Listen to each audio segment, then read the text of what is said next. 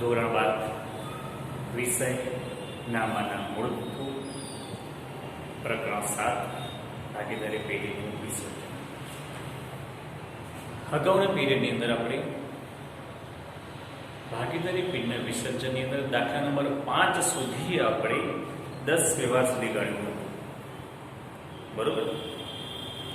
હવે આપણે 11મા વ્યવહારથી શરૂઆત કરીએ. પહેલા વિસર્જનનું ફોર્મેટ દોરી દઈએ. આમનું ફોર્મેટ દોરી દઈએ.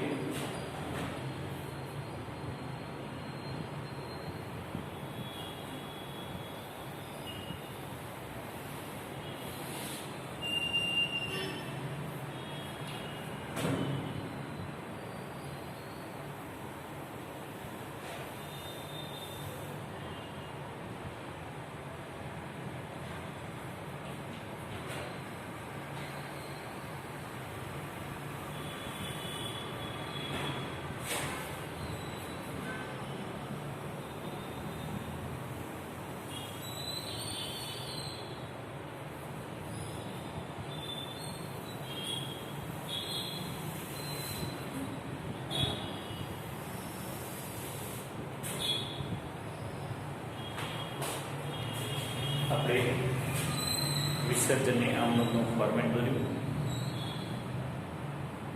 બરોબર. હવે આપણે દાખલા નંબર 5ની અંદર 11મા વ્યવહારની શરૂઆત કરીએ. આપણે તો આપણે શું કીધું છે 11મા વ્યવહારની અંદર કે પેઢીના વિસર્જન સમયે દેવાદારો અને લેણદારો છે ચોપડે દર્શાવે છે. અને એક ભાગીદાર 20% ઓછી કિંમતે દેવાદારો લઈ લેણદારને ચૂકવે છે. તો અહીં આગળ દેવાદારો અને લેણદારો બંને ચોપડે દર્શાવેલું છે. તો સૌથી પહેલા આપણે શું કરવું પડશે? આ એક મિલકત અને બીજું દેવા એ બેનું ખાતું બંધ કરવાની નોંધ કરવી પડશે. બેની અલગ અલગ નોંધો થશે અને દેવાદારો લઈ જાય છે તેની અને લેણદારો ચૂકવે છે તેની, એની બે નોંધ થશે. એટલે કુલ 4 નોંધ થશે. અહીં આગળ તારીખ નથી આપી એટલે તારીખના ખાનામાં આપણે ક્રમ લખીએ છીએ. તો 11 નંબરનું છે તો પહેલા દેવાદારોનું ખાતું બંધ કરીએ, પછી લેણદારોનું ખાતું બંધ કરીએ. તો 11 નંબરનો વ્યવહાર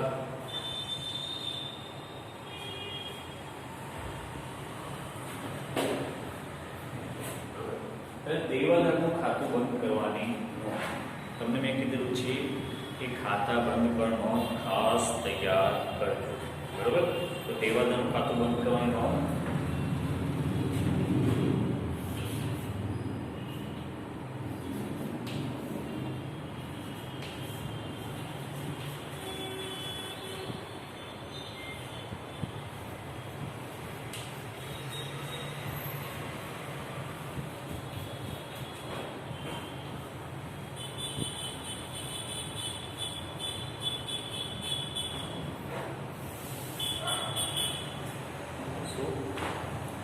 દેવાદારનું ખાતું બંધ કરવાનું છે.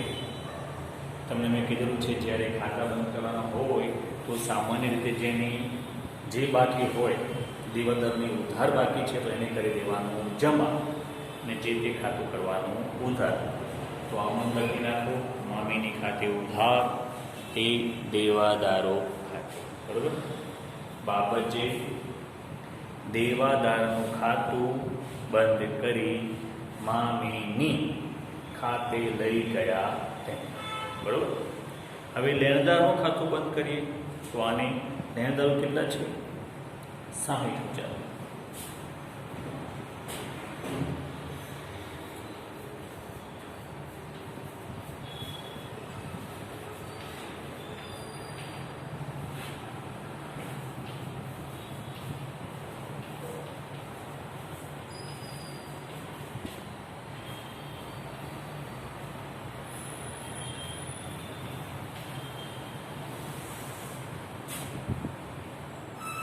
લખી નાખો લેણદારનું ખાતું બંધ કરવાની નોંધ. લેણદાર ખાતે ઉધાર તે મામીની. બરોબર. બાબત છે લેણદારનું ખાતું બંધ કરી મામીની ખાતે લઈ ગયા તેને.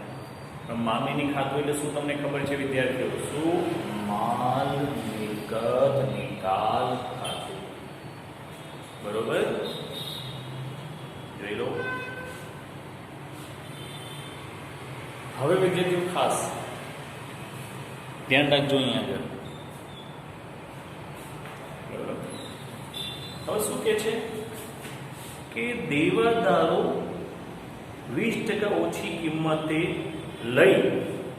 અહીંયા આગળ તમારે વાક્ય રચના ખાસ સમજવાની વિદ્યાર્થીઓ. પરીક્ષાની અંદર ઉતાવળ નહીં કરવાની, બરોબર? ધ્યાનથી વ્યવહાર વાંચવાનો તમારે. શું? ધ્યાનથી વ્યવહાર વાંચવાનો. પહેલા શું કહેવા માંગે છે, બરોબર? અને પછી શાંતિથી આમ નોંધ લખવાની. હવે દેવાદારો લઈ લેણદારો ચૂકવે છે. ભાગીદાર લઈ જાય છે 20% ઓછી કિંમતે, બરોબર? તો એની આમ નોંધ શું થશે? ભાગીદાર લઈ જાય છે એટલે ભાગીદારની પાસે આવે છે. ભાગીદારની પાસે આવે છે અને બરોબર, તો એ વખતે આપણે શું આમનોંધ કરીશું? તો એની આમનોંધ જોઈએ આપણે કે ભાગીદારના મૂડી ખાતે ઉધાર.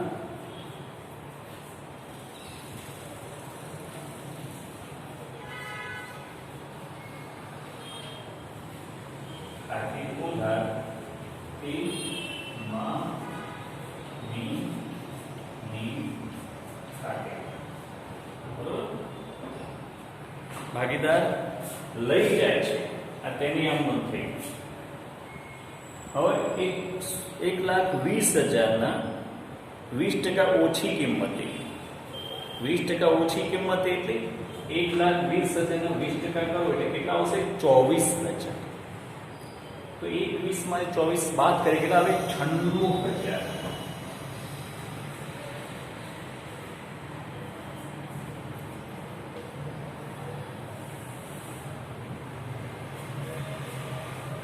બરોબર, 96,000. તો તમે જોઈ શકો છો વિદ્યાર્થીઓ, ખાસ ધ્યાન રાખી લેજો કે આ ભાગીદાર દેવાદાર લઈ ગયો તેની નોંધ પેલા આમ લખી નાખો, બરોબર? હવે બાબત જે લખો, ભાગીદાર દેવાદારો લઈ ગયો તેના. તો કોષમાં તમે લોકો લખી શકો છો કે 20% ઓછી કિંમતે લઈ ગયો તેના, બરોબર? ઓકે, હવે જો ક્લિયર વિદ્યાર્થીઓ જોઈ લેજો. ત્યારબાદ શું કીધું છે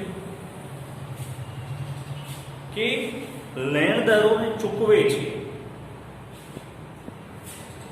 હવે એ લેણદારની રકમ ચૂકવે છે. કોણ ચૂકવે છે? ભાગીદાર જ ચૂકવે છે.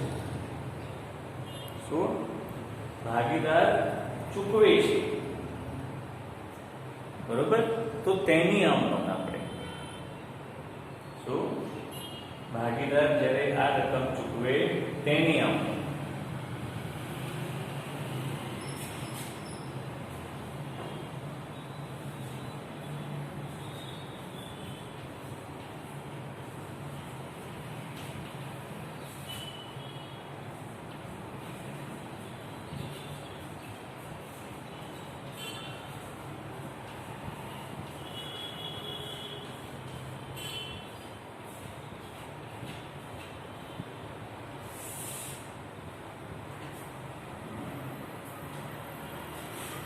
બરોબર?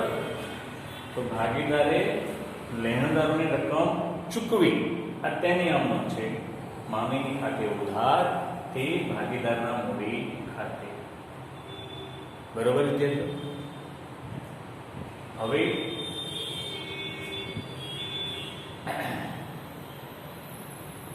તો બાબત જે લખી નાખો, ભાગીદારે લેણદારને ચૂકવ્યા તેના. બરોબર વિદ્યાર્થીઓ, જોઈ લો એકવાર.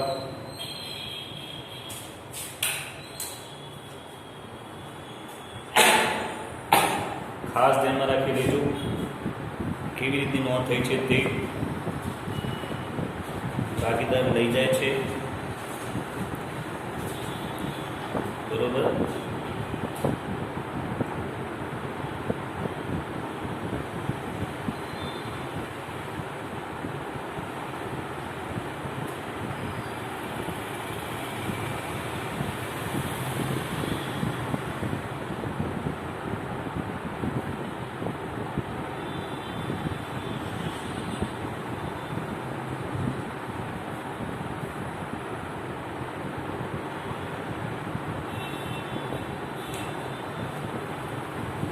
બરોબર, જોઈ લો વિદ્યાર્થીઓ. હવે આપણે આગળ જઈએ. તો આગળ આપણને શું કીધું છે? હવે 12મી તારીખનો વ્યવહાર એટલે 12મો વ્યવહાર. તો અહીંયા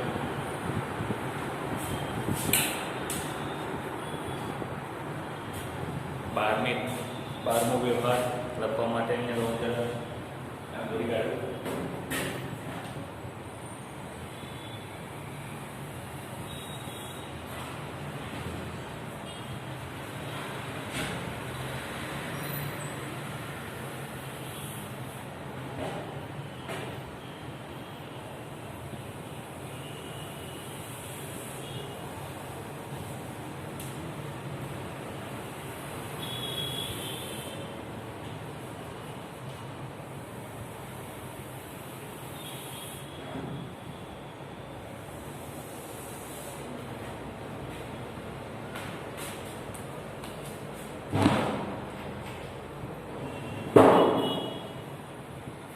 મતલબ 12માં શું કીધું છે?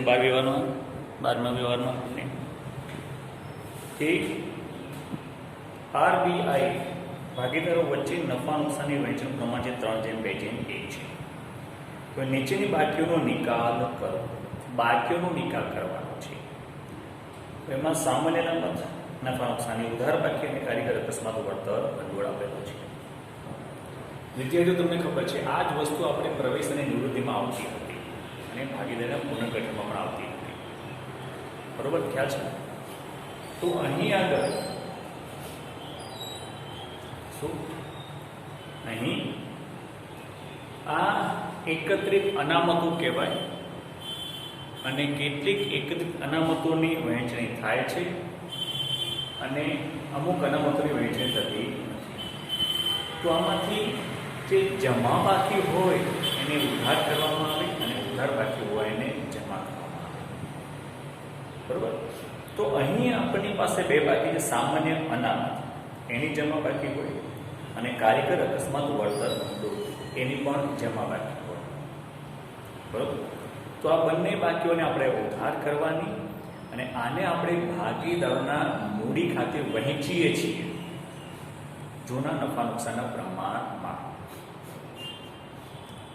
ખબર છે ને? તો એટલા માટે આપણે આ જમા બાકીઓને ઉધાર કરીશું અને ભાગીદારોના મૂડી ખાતા કરીશું જમા. બરોબર. પહેલા આમનું લખી નાખું. પેલું છે સામાન્ય અનામત અને બીજું કારીગર અકસ્માત વળતર.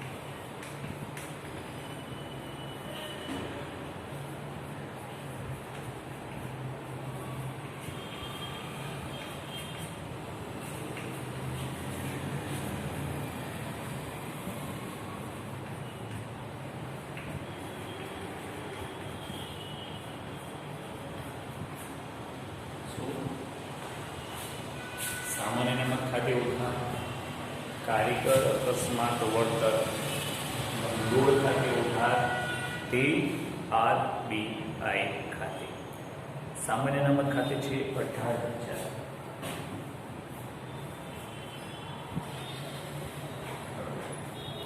અને કારીગર અકસ્માત વળતર ભંડોળ ખાતે પણ છે 18,000.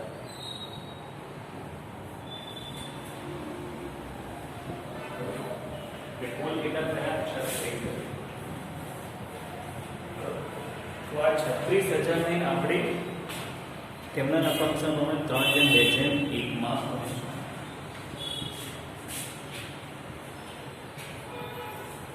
બરોબર, 36,000 ને આપણે 3/2/1 માં વહેંચીએ તો 3/5 6 36 1 જેમ બરાબર 6,000 આવે, 1 જેમ બરાબર 6,000, તો 6,000 ગુણ્યા 3 અહીંયા આ ખાતે આવશે 18,000, 6 × 12 અહીંયા આવશે 12,000, 6 × 6. બરોબર.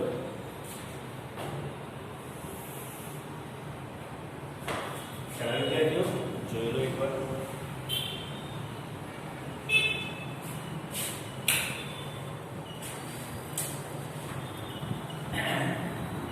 બાબતજી લખી નાખજો. સામાન્ય અનામત અને કારીગર અકસ્માત વળતર ભંડોળ ભાગીદારો વચ્ચે નફા નુકસાનના પ્રમાણમાં વહેંચી લેવા. જુલો વિદ્યાર્થીઓ, ખાસ ધ્યાન રાખી લેજો. કોઈ દિવસ કારીગર નફા ભાગ ભંડોળ વહેંચાય નહીં. બરોબર, જોઈ લો એકવાર.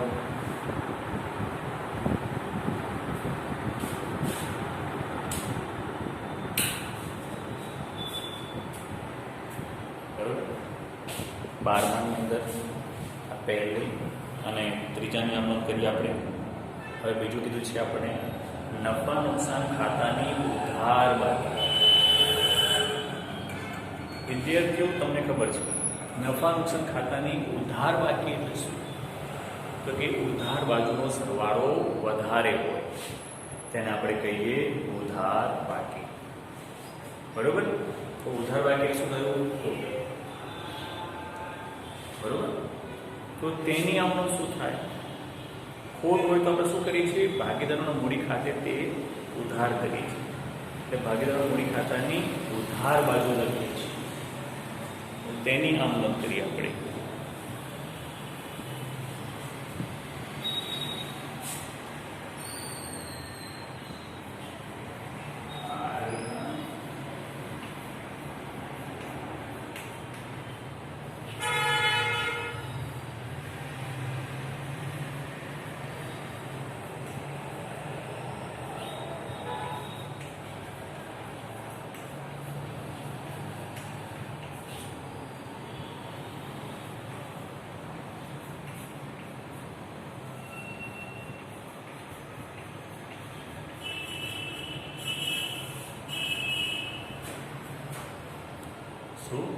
કેટલા રૂપિયા છે?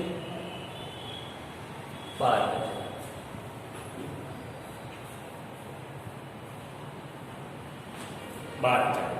તો આ 12,000 ને આપણે તેના જૂના નફા નુકસાન 3/2/1 માં વહેંચવા. બરોબર, 3/2/1 માં વહેંચી આપણે તો તેની માટે 6 × 12, તો 1 જેમ બરાબર 2,000 રૂપિયા આવે. 2 × 6,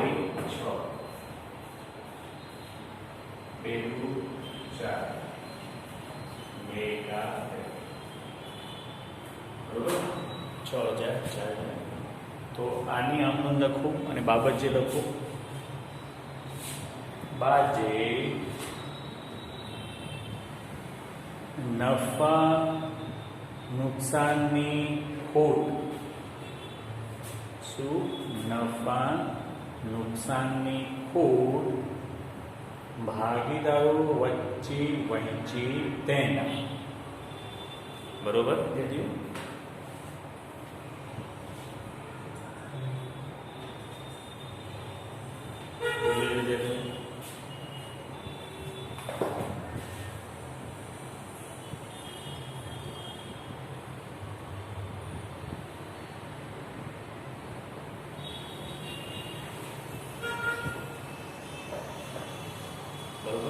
આજે આપણે આટલું રાખીએ છીએ.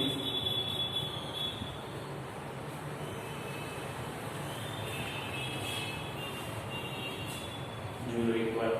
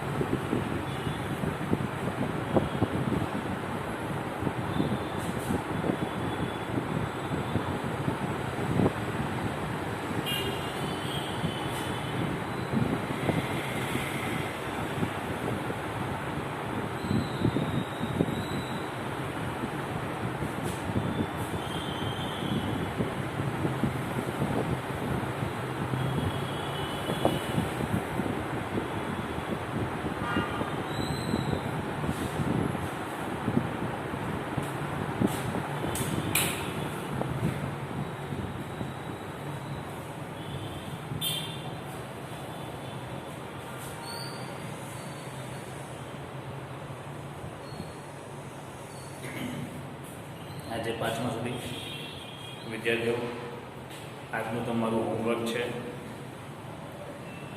વિસર્જનની આમનોંધો તૈયાર કરવાની. જેટલી તમને આવડે છે તે, અને હજી પણ તમારે વિસર્જનની વધારે આમનોંધ તૈયાર કરવાની છે. બરોબર વિદ્યાર્થીઓ? તો આજે આપણે આટલું રાખીએ છીએ. મેં તમને કીધું છે કે કઈ કઈ આમનોંધ તૈયાર કરવાની. સૌથી પહેલાં યાદ રાખી લેજો, ખાતા બંધ કરવાની નોંધ. આ તમારે ખાસ તૈયાર કરવાની છે. શું? ખાતા બંધ કરવાની નોંધ. આ તમે ખાસ તૈયાર કરજો. શું? ખાતા બંધ કરવાની નોંધ. અને પછી મિલકતો વેચવામાં આવે, મિલકતો વેચવામાં આવે તેની, અને મિલકત ભાગીદાર લઈ જાય તેની આ નોંધ પણ તમારે તૈયાર કરવાની છે. શું? આ નોંધ તમે ખાસ તૈયાર કરજો. બરાબર? આજે આટલું રાખીએ છીએ આપણે.